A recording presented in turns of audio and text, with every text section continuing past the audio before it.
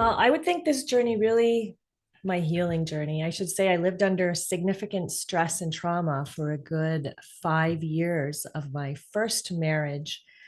And I mean, during that marriage, I was a very, very active person. I've always been very athletic. I played soccer when I was younger, which led to running. And then I was a long distance runner, road biker, mountain biker. And so these were the things that I did with my ex-husband. And during that time, we were married 5 years. And then the last 5 years of our marriage, he started to show signs of becoming a high functioning alcoholic. And this then brought on a lot of stress onto me because I just honestly didn't have the tools to deal with it. I didn't really seek help. I didn't tell my family. I didn't really tell my friends. And he was a quiet drunk. So, meaning we didn't really fight. He just kind of withdrew, went into his cave. I would call it, his cave, but it was just the garage, and get drunk and just tinker with the things that he had. So, our relationship was just literally falling apart. It was really hard for me because my whole family was in Canada. So, I left my country. So, I'm originally from Canada. I came to the United States when I was 26, when I got married. And so for me, it was very difficult to even, find help because I didn't have close relationships then. And I just had the friends that I made at the place of where I worked. I was a teacher. So I also had the stress of that type, that work environment. Um, and so I didn't really know that it was taking a toll on me. And that's really what happened, right? So during that time, I got out of that marriage in 2006, I think. So I was married from 1996 to 2006. And then I lived on my own, right? So I was living the life, got, doing wonderful, had my own place, really enjoying that because I never actually lived by myself before. I kind of went from living with my family to being married and living with my husband, my ex-husband at the time. So living on my own was great. I was able to maintain and continue the activities that I love doing. I went away every year on holidays. And then slowly, the life that I left started to reveal itself. And when you say the Um, life that you left, are you referring to the life when you were married? yes, Okay. meaning the stress and toll that it had taken on me was now showing signs. And also my diet. My diet was also a huge part of this as well. So let me start with what I was experiencing. So I would say maybe 5 years into living on my own, and I lived on my own for 10 years. And during that time, I started getting really weird food reactions. Like all of a sudden, things that I was able to eat, I could no longer eat again. And it kind of started with seeds and nuts and things like that. And then it kind of moved into anything processed, like anything that came in a bag, I always had an issue with. Then it moved to fish. And I was having all kinds of problems with fish. And some of the symptoms I was experiencing, like I wouldn't sleep at night very well. I had an achy body, I would have achy joints. I started getting really severe migraines. So I had to take medication for that. I was popping Advil like candy because I was just constantly not being able to sleep, thinking I could just take Advil. So can I And pause you for a yeah, second? Because there's already so much to that we're diving into that I want to yeah, kind of ask questions about. absolutely. So it sounds like before even getting divorced, it sounds like you were a relatively healthy person. You were active.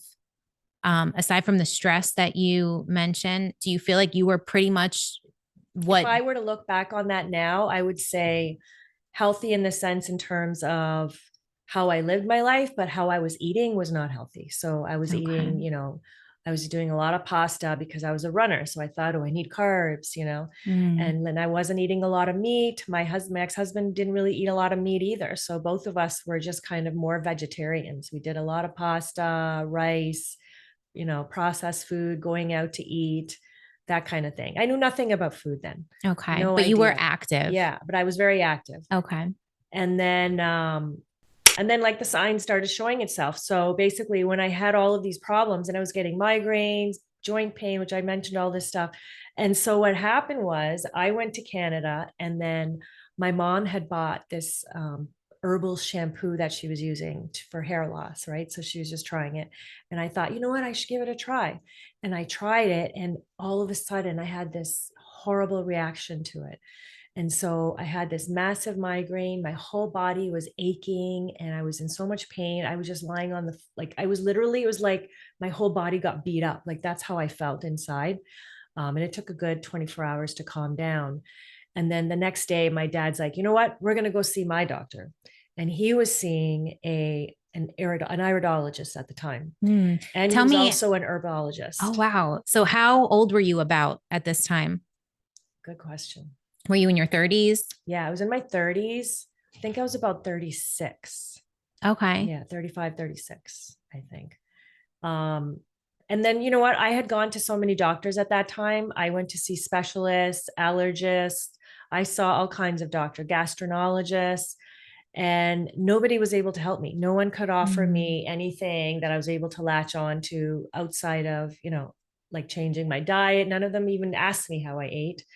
And it was just very frustrating is really what it was, because I really made the effort. And this was just like when, this holistic information wasn't readily available too. And I wasn't really on the computers. I wasn't using cell phones. So I wasn't getting any of this kind of information on the side. And I didn't even have friends that were into practicing this type of lifestyle. So that Mm-hmm. information really just wasn't available to me. And Gotcha. when I look back now, my parents should have known better because they were raised in a more holistic environment. So I blame my mom sometimes, like, well, you should know all this stuff. Well, tell us a little bit She was about your raised on a background. farm and they had cows and Oh, everything, wow. right? So they ate really well. And that's why they don't have a lot of issues. So anyway, I recovered from Mm. that. So then I went to the iridologist and then he gave me some information that was very, I was not ready to receive. So he told me that I was under a lot of stress. And I was like, I'm not under a lot of stress. I'm fine. I thought I was, when I look back now, I know I was definitely under a lot of stress. I just thought I could handle it because Yeah. I'm just very confident. And I thought, I can do whatever comes my way. I'll be fine. I'll figure it out. So And pause for a second. Is it safe to say when you look back now too that okay, yeah, you didn't realize how much stress you were under, but do you feel like that started long before that previous marriage you were in? The level of stress and the effects on your nervous system? um, hmm, I would say, I don't know. I think when I was living at home, it wasn't so bad at all. No, Okay. I wouldn't say that. I think it happened more when I lived on my own because I didn't have the support of family. So in the end, you always know you like it's on you. Yeah. You don't have, I didn't really have an emergency, I didn't have those phone calls I could make to someone to help me Right. out. Like I had some good Community. friends, definitely, and they would help me out in time of need, but it's still not the same when it's family. It's a little bit different. So I think all of that really, which I know now when I look back on everything, is that my nervous system was under severe stress. And when your nervous system is under severe stress, it affects so many things in your body. And also during this time, so to go back to the iridologist, that's what he diagnosed me with. And so he said that I was under a lot of stress and that the health of my gut was deteriorating and that it was leading towards, like when I explained my food reactions and everything, he actually, I don't think he defined it, but it was leaky gut is what was happening at the time. It was starting. And so he was able to, I just wasn't able to receive what he was telling me. Yeah, I told my dad, he's just going to give me a bunch of herbs to take and powders, and I don't want to take all that stuff. And I've spent all this money on things I don't even believe in. Right. So I just wasn't ready to receive any of it. Yeah, I that's so really interesting. wasn't. And my dad was going to him because he had high blood pressure and he gave him some stuff. And the first thing he always makes everyone do is he cleans your system out, which is really good. And just digestively, also, he's cleaning all the pathways of your intestines and your colon and everything. So it's almost like a form of fasting, but he's doing a body cleanse first, and then he introduces supplements and things like that. And what ended up happening was I reacted to some of the things because that was my other concern, is that my gut health was so poor that I was always afraid to try things because I knew I might have a reaction to Hmm. whatever I take. And so I kind of had made a safe food list and I just stuck to that. And then I wouldn't try anything else. So I was very frustrated during this whole time. And so then I just started doing research. I wanted to get better. Nobody was able to help me. I didn't know people who could help me or at least point me in the right direction. So I just kept typing in keywords over the things that I was struggling with. And finally, I came to this page and surprisingly, it was about bone broth. And so these women, I forgot their name. I ended up buying their book. That was my first stepping stone into realizing that the way I ate was really one of the root causes of the issues that I was having. And then from that, I started to change my diet. But what also happened at the same time, when I went back to the US, I'm a little bit out of order with some of these things. I don't remember specifically what order these things happened That's in. okay. But my primary care doctor was the first person to test me for celiac.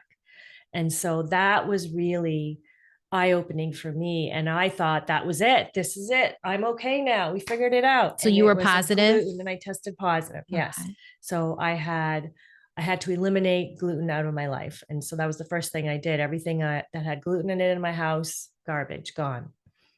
And as a result of that, I felt amazing. Like right away, I noticed I had so much energy. My body aches got better, like better in the sense they disappeared. And I was sleeping better. I could think better. So many things improved. And then because I was a runner, my time in my running just improved like you wouldn't believe. Like I used to do a lot of 5 mile runs, 10 mile runs in training. And then I trained for a marathon once. And my personal time, I knocked off like 30 seconds off one of my races, or no, like 2 minutes off one of my races. And my pace per mile, I knocked off 30 seconds. And so everyone in my running group was like, what are you doing? Right. Mm-hmm. Like, Because I that's a was big like, deal in the running world, yeah. right? So I was like, oh my God, I gave up gluten and look what happened. I got so excited. So I got threw myself in really hard. And then I ended up doing too much too fast. And I kind of really injured my knees. The cartilage in my knees was already showing signs of deterioration. I had it scoped when I was 18 as a result of a soccer injury. And the doctor at the time was telling me he didn't understand why so much of my cartilage was deteriorated at such a young age. Mm-hmm. Now I know why. So let's come back to this moment. Like I'm telling you, I've gone through so much. So I ate paleo as a result of this, right? Thinking everything's great. But then what ended up happening, um, my blood markers were moving in the wrong direction. And this is a really good message to everyone. Like when you see the doctor, they just look at the average, the range, the high and the low. And if you're in that range, everything's okay. So as a result of all of this, I started keeping records of all my metabolic numbers. So I would just compare them every year just to check in with myself. And that was it. I didn't do more than that. But my numbers were all moving in the wrong direction when it came to all my organs. And then my thyroid crashed in the sense where I woke up one day and I was just like, I felt like I was drunk and I had no balance and my balance was off. I was very woozy. I can't even believe I went to work that day. And so I was just very like I had no idea what was going on. So I saw the doctor and then we discovered that I had Hashimoto. So what's Hashimoto is when your body is confused and it's kind of attacking itself. And so the test marker for that is your TPOAB that they test your thyroid for. And then my thyroid numbers were just always all over the place, always, even now, they're just never in the same place. So it's very hard to fix. I think maybe once or twice I had a really good marker where all the numbers were in a good range. Otherwise, they're just always just bouncing all over the place. So then we're like, okay, what's going on now? Because of all these experiences, I listen to a lot of podcasts. I read a lot of books in the wellness area and just about eating and then, vitamins, supplements, health, gut, stress, immune system, nervous system. I just started learning about everything. And then what happened was I heard one podcast by Sally Norton, and I was communicating with someone in another state that we just met in a group and we just had a lot in common. So we started chatting. And once he sent me some information, he goes, Parveen, you need to check this out. I think this might be it for you. And it was all about eating carnivore. And so when I read it, I was like, carnivore, I don't want to eat carnivore. Why would I want to eat It carnivore? sounds, yeah, it Right. sounds so He's like, morbid. yeah, it was like, it's extreme. Maybe you give it a go. That's fine. I'm good. And then, but then I was like, maybe he's on to something. This is like Dr. Sean Baker in his very, very early years when he was putting this out there. Nobody knew about this at all. And that was right when it was starting. I feel like now it's a little bit more known, but you're going back how many Oh, this is years? like a long time now. So Yeah. nobody heard of the carnivore Yeah. diet then. No one heard the carnivore then. Very few people. Um, Probably more weightlifters and stuff, maybe. I don't know. I Okay. actually wasn't really involved in that area that much, so I don't know who his audience was at the time. But it was shocking for you Yeah, to but it hear was just that. shocking to Yeah. me. It wasn't Hmm. something I had ever heard of. And so, as a result of that, I heard this other podcast with Sally Norton. And Sally Norton is a woman who used to be vegan, vegetarian, and her whole body was just destroyed. And she had so many problems mentally and physically. And so is the pioneer of discovering oxalates. And so oxalates are like basically, I'm not going to go into too many details of it, but it's a plant toxin and it's found in a lot of in a lot of vegetables. So a lot of the vegetables that I was eating were extremely high in oxalates. And what oxalates do, if your body's not able to metabolize them, they crystallize. So you have these little crystals that are settling in your body. And where they settle, they now create all kinds of issues for you. So I really strongly believe that I had a lot of oxalates settling in my knees, and that's what that doctor was seeing was the destruction of my cartilage from oxalates. And there are studies out there showing oxalates in the thyroid of cadavers where 70% of the cadavers had Hashimoto's also, and they had a lot of oxalates settled in their thyroid. So oxalates are extremely high in spinach, a lot of the green vegetables, carrots, potatoes, sweet potatoes, nuts, seed, no, I don't know about seed. Yeah, some seeds.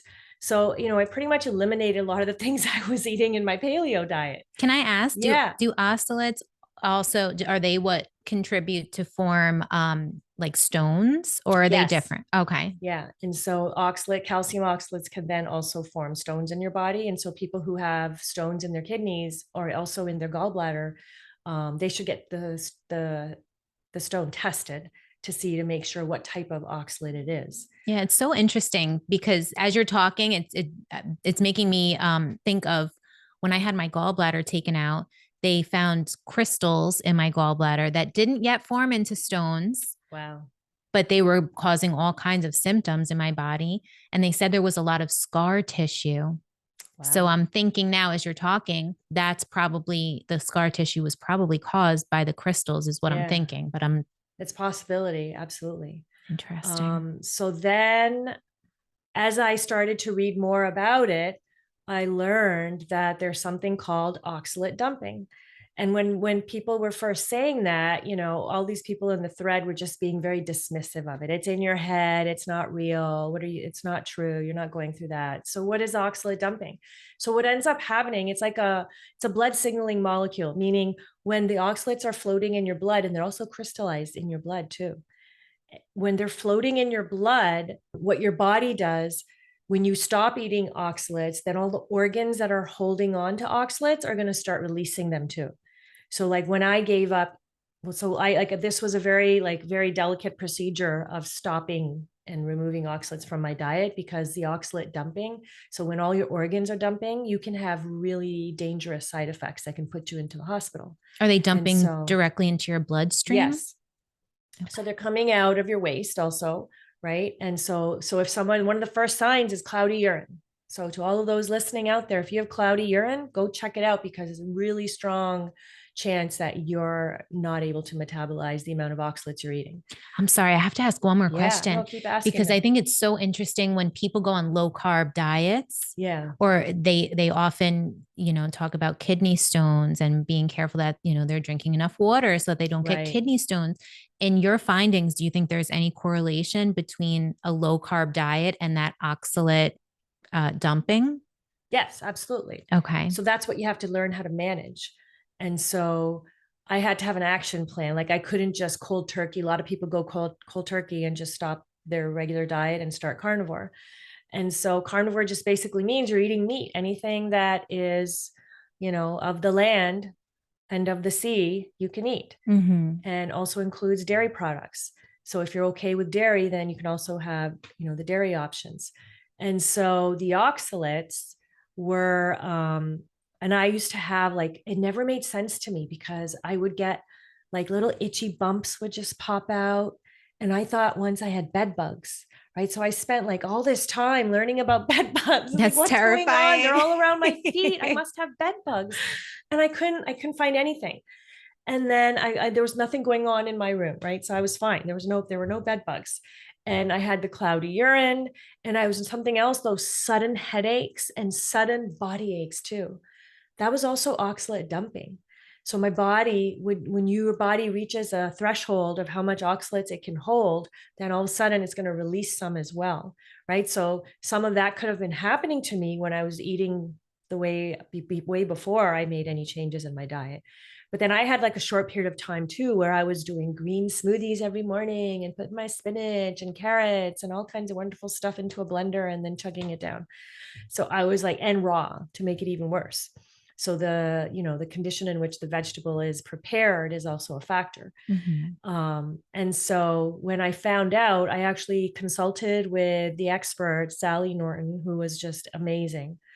And she has books out now too that you can get, and she has great presence online, fantastic interviews. She gives everything away in her interview. So even if you just listen to them, I actually listened to a lot of her interviews. And so I was already starting some of the supplements, like she guides you into taking all the citrites, which will help escort the oxalates out of your body. Because like magnesium citrate, calcium citrate, potassium citrate, all of those will bind with the oxalate in your body and might like to say escort it out.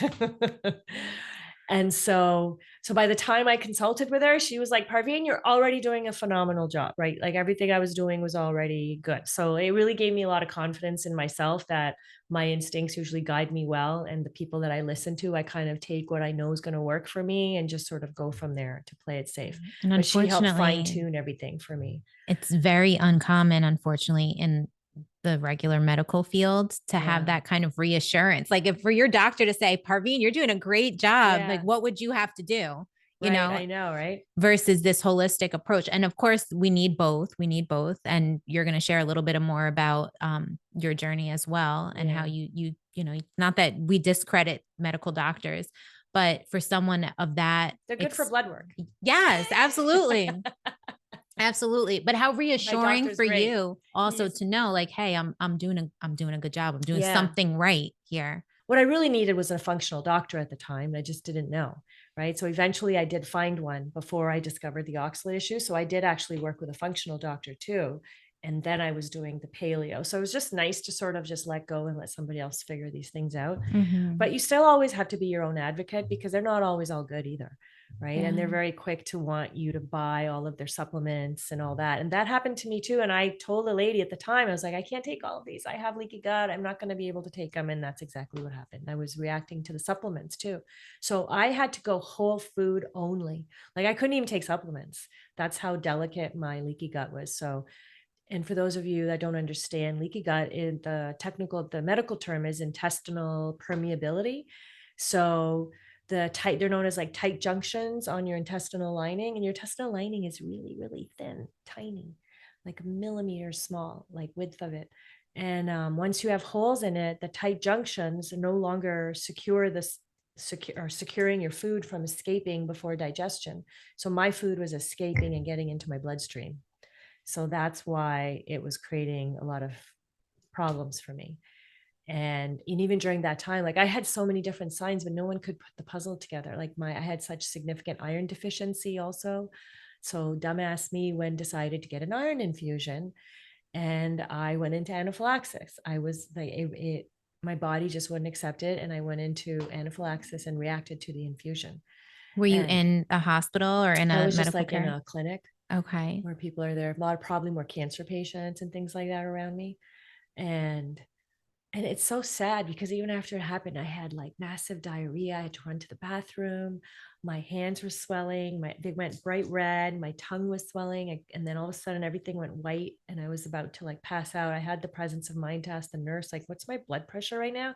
And she was like 60 over 40. And all of a sudden some other nurses come by and they hit me with probably epinephrine. Mm-hmm. I don't know what they actually gave me. I forget now. But I have to say that was not stupid, because anyone that has low iron, when it gets to a certain point, that would be the logical thing to do, Yeah, right? Schedule an infusion. And unfortunately, it's when the medical field kind of fails you and you go through a journey like you've gone through, that all of a sudden you gain all this valuable knowledge. right.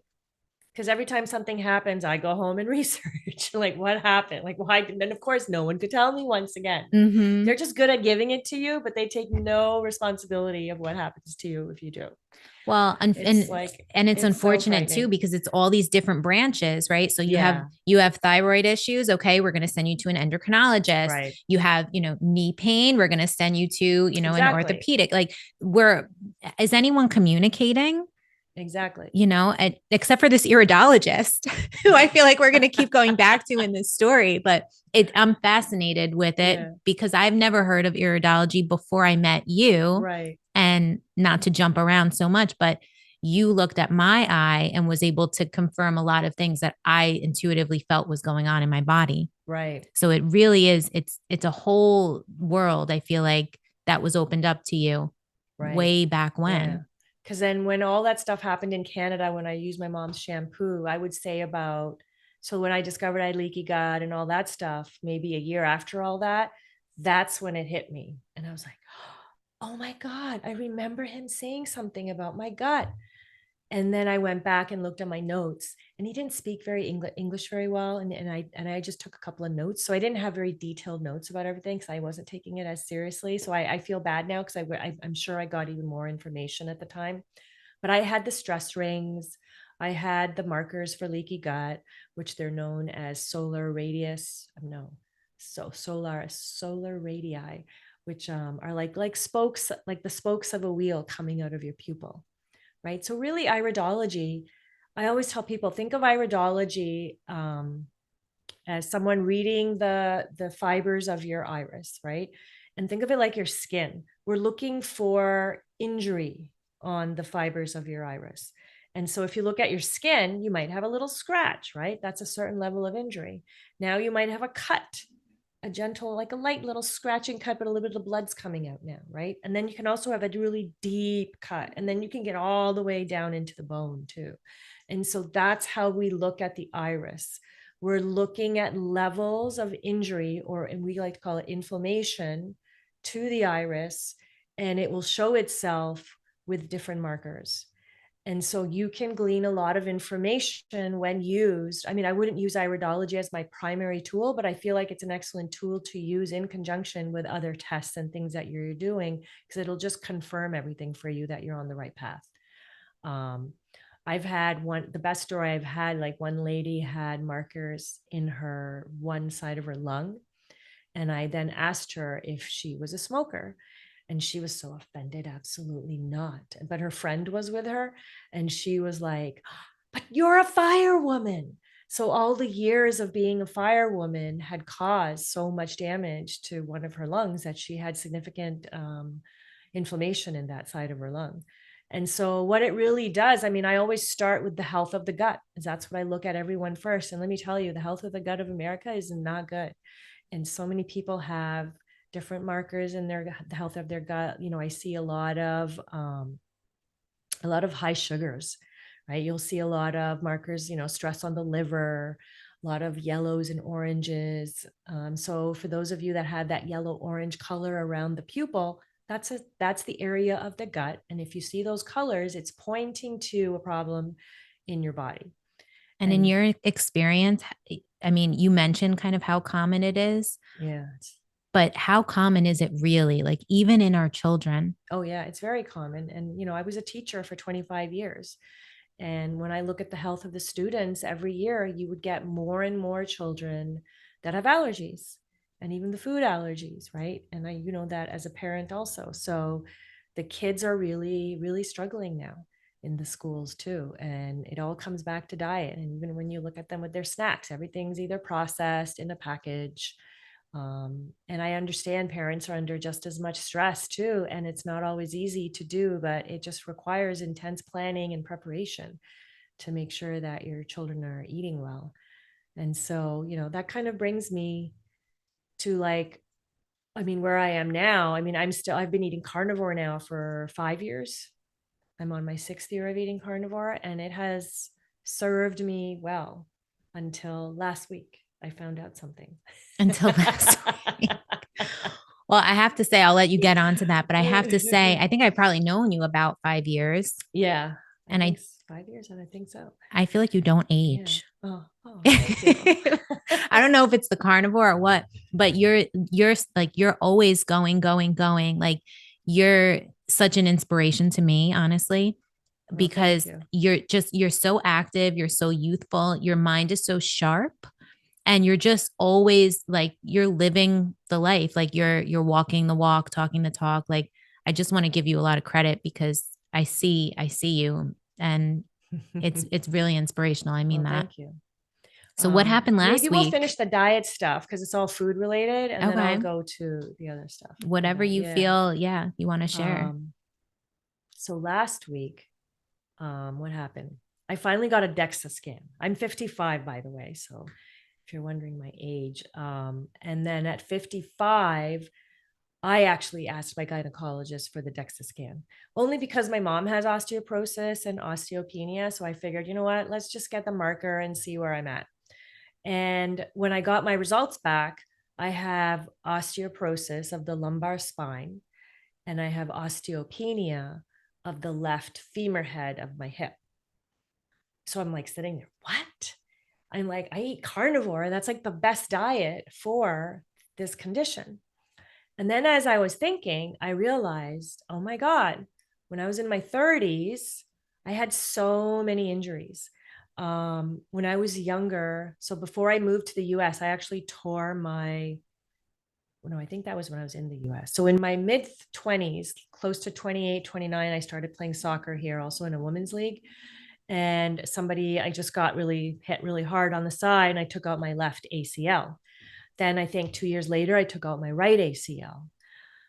And then, so then I just gave up soccer. I was like, okay, I can't do this anymore. And I think that's when I just became a runner then after that. And then when I was married with my first husband, he got me into road biking and mountain biking. And so when we were mountain biking once, we were coming down a hill. I think something like caught my front wheel, and I flipped over my bike. I landed on my wrist. I did like a 360 in the air. I smashed my head and hit my wrist on the ground. I broke both bones of the wrist. That was my left hand, and put a nice dent in my helmet. So thank God I was wearing a helmet. Always wear a helmet. And then what happened after that, I was riding and learning how to use clipless pedals on my road bike. I came to a stop sign. My tension on the clipless pedals was too tight, and I couldn't get my foot out in time.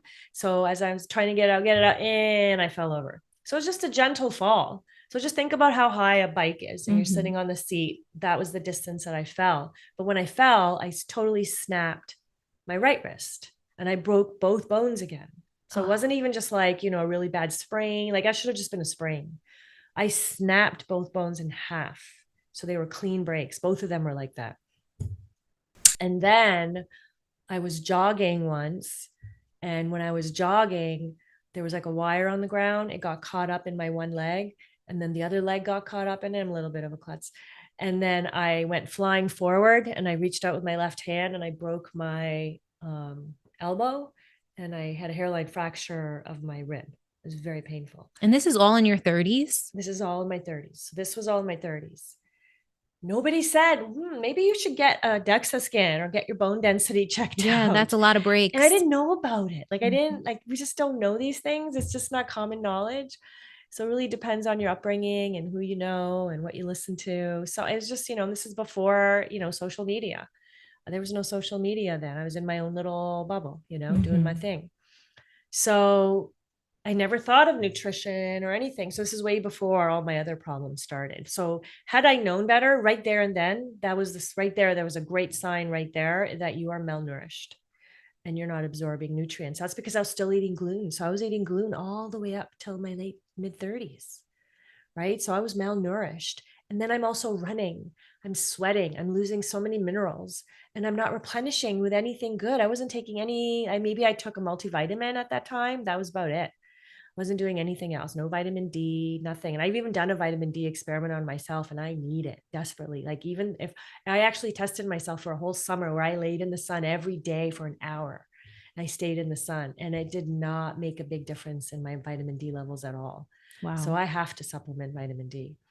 And now, of course, you have to know with K2 because that's what gets it into the bones and all that wonderful stuff. So all the signs have always been there. And so now when I look back, my bones are in much worse conditions then, because now I have a dog now, and her leash, I had her on a long line. We were training and her leash got all wrapped up in my feet. And I literally, from a standing position, fell back and smashed. Like, I literally fell back hard and on a hard ground, middle of winter. Didn't break anything. I fell, and I'm an ice bather, and I fell in the ice hole, reached out with my hand. It hit the ice because I remember it hurt. And then I slammed my knee on a chunk of ice. Nothing broke, just a little bruised up, minor cuts. I And remember that. yeah. And I've fallen and slipped and fallen on my tailbone a couple of times too. So I think it's this hairstyle. I tell my husband, so you guys can't see. No, I'm serious. So, so again, all the signs were, the signs were there, but now what's the difference? I'm eating really well. I've been eating carnivore for 5 years. I was also drinking raw milk until they shut that place down. Which I went to So the upset. Otisville one. I have to bring you. I love it. It's nice, right? And I've been there. Yeah. It's a great place. I might start going there too now. You told me about it, and Yeah. then somebody else mentioned it, and I said, I'm going to try it. And the milk actually tastes better. Yeah. And they have Jersey cows too, I think. Are they Jersey cows? They're really good. I don't remember, but No? they're right Okay. there for you to go and Yeah. pet. It was worth the drive. Yep. So, so now, even though I have these horrible numbers, so I'm minus 2.6 in the lumbar spine. That's considered, it's definitely osteoporosis, but it's considered mild osteoporosis. And then osteopenia, my number was minus one something. I forgot the number now. But I think now that I put all these pieces together, because it just didn't make sense to me, like there's no way I could have osteoporosis. I think I was in really bad condition from my 30s on, and that this was just developing and has gotten better now. So meaning this number is an improvement from where I was. It certainly sounds like it. Yeah. So, now I'm just kind of tired of putting all the pieces together. So I have reached out to a functional practitioner Medicine doctor. doctor, Mhm. and they're going to help me through this. So it's really, for me now, it's really fine tuning things now, really find out where I'm deficient, if I am still deficient in certain things. But what I've also learned, it's my hormones. I have no estrogen. It didn't even, like, it was less than 5. And LabCorp is great now because you can actually look at everything over a period of time. So the last time I had my hormones test, it was like something like 45, and now I'm reading less than 5. I don't have any testosterone. So those are huge markers also to support bone health. So hopefully I can get myself some hormones. And now with all the weight training I do, I'm going to get ripped. That's my new Yeah. goal. And this testosterone will help. So, I mean, it has been a journey. It has definitely been a journey. And this is all physical, and it still hasn't ended for me. So hopefully, and fine tuning hormone creams and all that. I'm going with creams most likely. Is also not that easy to do. So you have to really pay attention to your symptoms and how you feel, and then get your blood work done and fine tune everything. Um, so we'll see where that gets me. I was definitely devastated when I got this information, but at the same time, I was thinking positively that, what, I'm so sure that it had to have been much worse, and that I'm showing improvement. So what I hope to do next then is meet up with the doctor next week. We're going to fine tune and get started with the hormone journey, because I'm still 50. I'm only 55, so I'm in the window of getting it. And if you do your research online, you'll get a lot of mixed information about whether or not you can take hormones when you're over 60 versus being in your 50s. I say there's a window, but now I'm coming across all kinds of information that you can get it in your 60s too. But what I didn't mention is I was on the birth control pill for 20 years because of my horrible gut health. I used to get really bad cystic acne, right? So I had a lot of problems. And, the cystic acne was with my cycle most of the time. So by the time you cleared it, the next round of your cycle would start and the next breakout would start. So I was never had clear skin. It was very upsetting. And it was right in my 20s and early 20s, late teens and 20s that I had to struggle with this. And so I took Accutane at that time and it worked. And again, I didn't care about anything. I just took Accutane. Oh, we have to test your blood and make sure you don't get pregnant while you're on it. So then I thought, oh, you know what? I'll just go on the birth control pill. I wasn't sexually active, but I just figured it's so much easier to just be on the pill because now I know when I'll get my period and it controlled my acne. And so everything was, showed an improvement, but I had no idea the impact it was going to have on my health. So I'm pretty sure being on the pill that long also, and I don't have any children, was a huge, huge issue as well. And I stopped taking the pill when I was 48. And that was around when I got remarried. And so I had my period for 3 cycles after I stopped, and then it just never came back. Wow. So my body just didn't know how to produce hormones anymore. Like my whole ovaries and everything, they weren't functioning.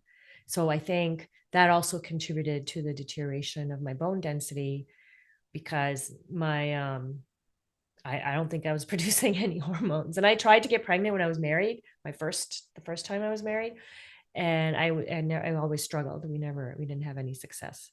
And then we just ended up getting divorced. So, and that kind of leads me into my other issue that came from that marriage, if we should continue that next.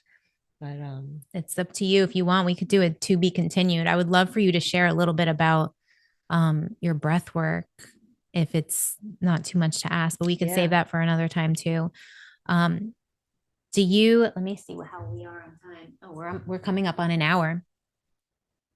I'm curious because, okay, for you, it's like your health had to really plummet for you to kind of take those symptoms as a wake up call. Exactly. But for the average person, they're experiencing symptoms and oftentimes not even really kind of acknowledging those symptoms or contributing it to their diet or their lifestyle or anything. Like, what do you see in your practice? Because you also coach people. What do you see as the kind of beginning symptoms to leaky gut or any of the things that you help? So like my nervous system was activated. So the last 5 years of my first marriage, I can give a quick outline of what happened. That my nervous system was so activated that I was in a fight flight constantly, sympathetic always. I wasn't doing anything to calm my nervous system at all. And so when I remarried, and then I also had stress from my work, I wanted to leave my job. And then when COVID happened, I was no longer in sync with what they were preaching and how they were practicing things. And so what ended up happening to me is my nervous system got activated. And even during my marriage, my stomach was always queasy, right? I always had this butterfly stomach. And that's one sign of an active nervous system. And so what happened to me is I heard this fantastic interview with Wim Hof, and it just resonated with me at such a level that I started that day. So that's when I started the breath work.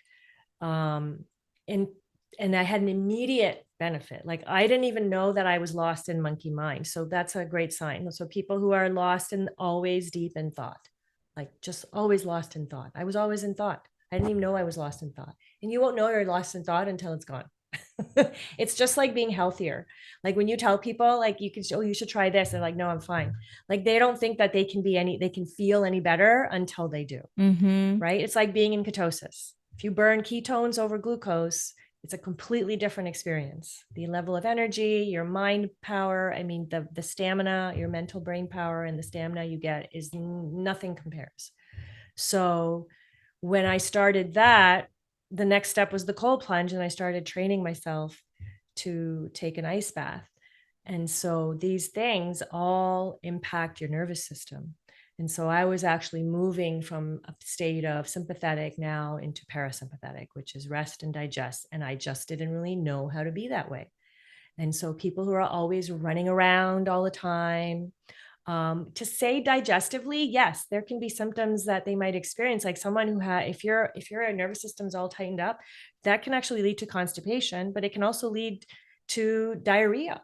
Like digestively, if your stools aren't normal, these are all signs. Like you should be paying attention to your stool. And those are all signs. And then also how people breathe, right? And so I was like more of a chest breather. I think what actually kept me more sane is the exercise. That's why I've always exercised my whole life. And that's the best place to go to start to make a change in your life is exercise, except I was doing more cardio versus weight training. So those are definitely, to answer your question, those are definitely two signs that people need to pay attention to is how they breathe, right? Are we breathing from the chest or are we taking deep diaphragmatic breaths? And pay attention to your body and the signs and how you feel and how you sleep and how your joints feel. There's so many signs. People just don't listen to them. That's what's so sad.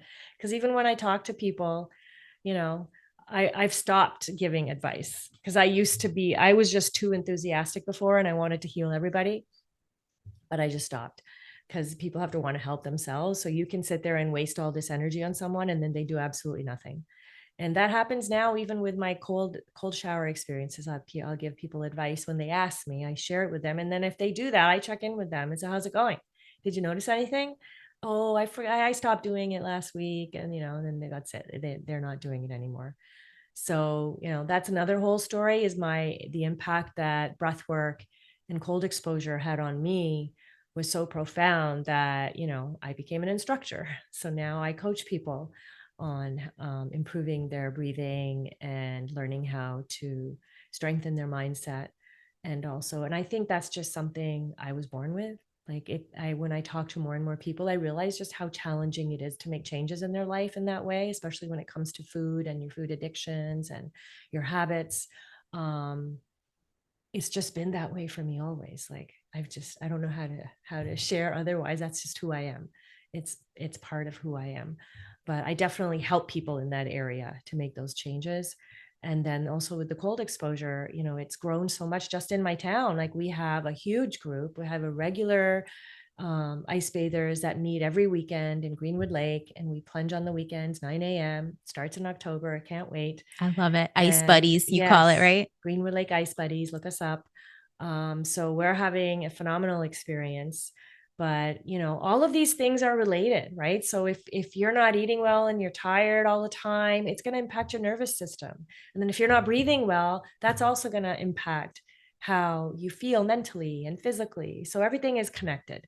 So all of these subtle little changes that you can make can have really um, big, profound changes in your health as well. And I just want to help people. So these are some of the services that I offer. I do monthly or every 6 weeks, I try to offer a Wim Hof method workshop. I also do private sessions with people and offer guidance and training. And I do iridology readings.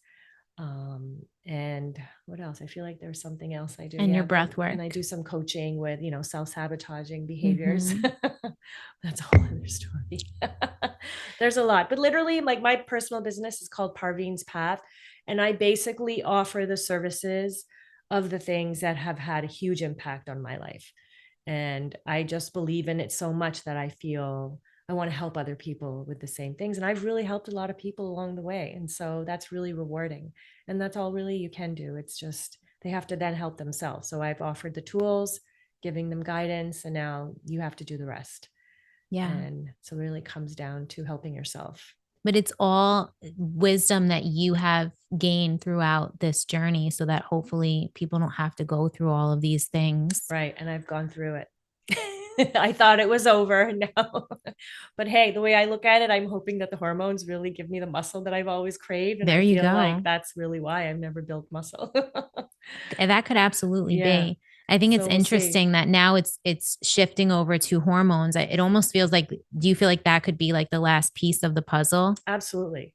But what was really true is I actually even developed that hyperpigmentation, or a melasma, they call it, I think, on around my mouth. Around here, all my skin started going dark. Like it was like a dark When was gray this? color. This was right before I met you, right before I went carnivore. And so that was 2018. And then I happened to start the Wim Hof method that year. And then in the spring, I started carnivore of 2018. I think it was 2018, overlapping me. I can't remember now. But and so I just given up. I had given up on the melasma, and then I was going to see a doctor, and then I was going to go down the hormone route. But then what ended up happening is that when I started eating the fat in the meat of animals, like a well-sourced animals, contains hormones. And so those hormones really help a lot of people. One of the first things you'll hear men say is that their libido has improved. My libido also improved after I went carnivore. So that's an amazing benefit. And then it helped my skin. And so the discoloration just disappeared, like in maybe 3 or 4 months. And then I didn't even realize it just started fading. And then one day I just looked at myself, oh my God, it's gone. And then I was like, what the hell happened? Because everything I had done didn't work. So I just gave up and was just accepted, okay, this is how I'm going to look now. And it just faded away. And that was from the diet also. Wow. So many benefits, so many benefits. My nails are so hard. Like I have to like cut them once a week because they grow so quickly. My hair also really quick, have to cut it. It just grows like a solid. It grows really fast within the amount of time that I'm scheduled for my haircut. It'll have a solid inch, 2 inches. And we got good Almost. bowel movements now. Yeah. Oh yeah, that's a whole other conversation. You should have seen what I went through. Oh my God.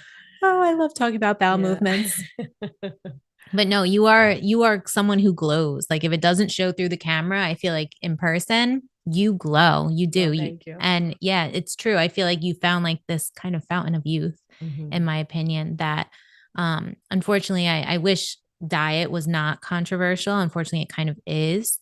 But you only know, we can do all the research in the world, but until you kind of test it out and start to feel the benefits, because you've told me about carnivore since I met you when I was trying to conceive my now almost 3-year-old. And I've never been able well, I've never, I guess, been as strict, because having a family, it's been a little hard for me. I guess I'm making excuses here. But I feel like even just implementing more of the carnivore kind of ish style of eating, it definitely helped me getting pregnant. Oh yeah, I remember that. And then all of a sudden you're like, I'm pregnant. Yeah. I feel like it helped me with a lot of things health wise, even with my, like I was experiencing brain fog for a while. I feel like everything that you've given me that I have put into practice really has helped my mental health and my physical health. Now I got to get back to exercising now that the kids are back at school. Well, that's what I have to do, is the weight lifting now. I've got to do more. Oh, I love it. Stress the spine. I got to stress the hips. Yeah. So it's a whole different type of workout. Deadlifts. Yep. Those are my favorite. Get a booty. Get a booty now. going. Yeah. And I think it's funny too, because you're a Pisces. I'm going to throw you out there. And sometimes I think we think, oh, okay, they're this, Piscean way is that you're always supposed to, be this dreamer, head in the clouds, but that's not normal. That's a symptom, like what you were saying before. Head in the clouds. No, but head in the clouds in the sense that I was a worrier.